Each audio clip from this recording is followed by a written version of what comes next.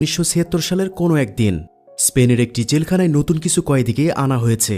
আর যারা পৃথিবীর বড় বড় চোর এবং ডাকাত, এর সাথে যারা ভয়ঙ্কর খুনি, মূলত তাদের জন্য স্পেশালভাবে সিকিউরিটি দিয়ে এই জেলটি বানানো হয়েছে।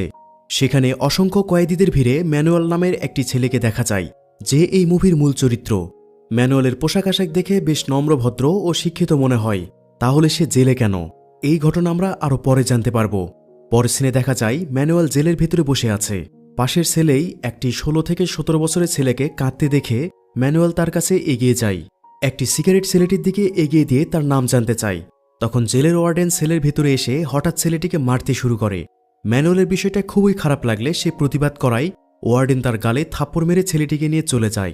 এরপর দেখা যায় ম্যানুয়াল সহ সকল কয়েদিদের চেকিংয়ের জন্য নেওয়া হচ্ছে। সবার গায়ের কাপড় খুলে চেক করতে শুরু করে। এই চেকিংয়ের মূল কারণ হলো কোনো কয়েদি কোনো ছোঁয়াচে রোগে আক্রান্ত কিনা। এছাড়াও স্পেনের